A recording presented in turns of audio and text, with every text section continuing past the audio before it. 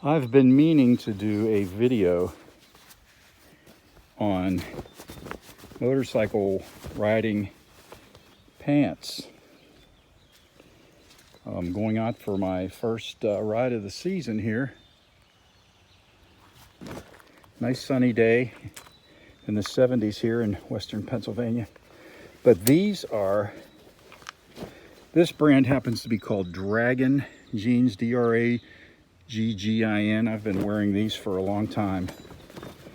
Now, what makes these different? They have Kevlar in the butt. You know, they make bulletproof vests out of Kevlar, okay? And they have them in the knees. Pull some. There you can see the knees.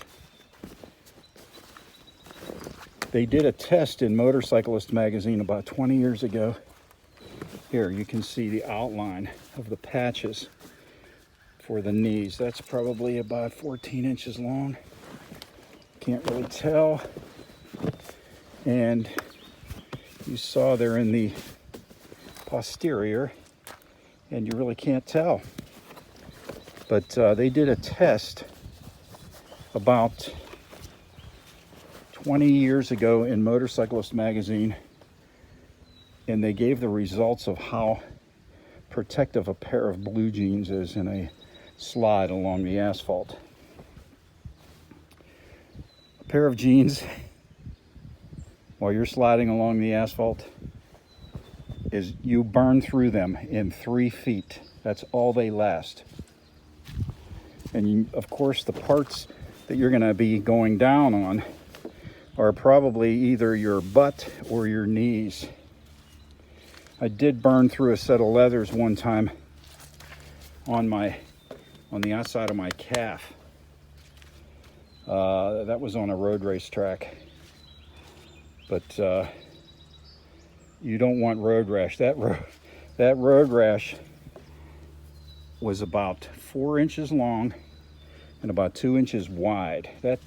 I was sort of sitting up with my leg folded under me, and it just burned through the leathers. Okay, it was a slow racetrack crash. It was probably only about 40 miles an hour. But that would not heal. I ended up my jeans, my work pants would always be stuck to that. It was trying to heal. It developed a big blister, and I went to the emergency room, and this rough looking nurse that looked like she could have kicked my butt, she came out with this sponge and put this greenish liquid on it. She grabbed my leg and she scrubbed that big blister that would not heal for 2 weeks. She scrubbed it like she was sanding a car. And that was painful.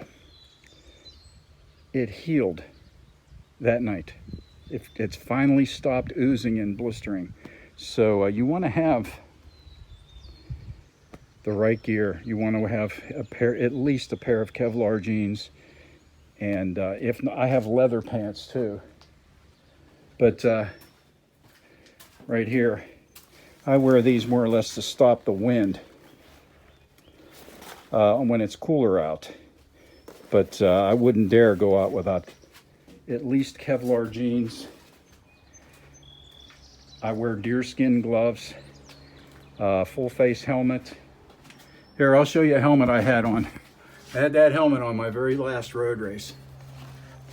I road raced for 8 years. I won 6 championships. I was national champion 2 times. But I had this helmet on in my last race. Look at that. I woke up 2 days later in the hospital in plaster. But wonder what I would have looked like. They were my sponsors. But anyway, wear your protective gear. And you know what?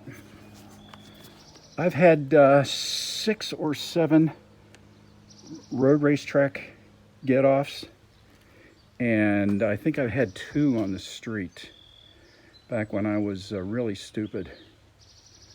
I used to blow engines up on the street, riding, not in the street, but out in the country.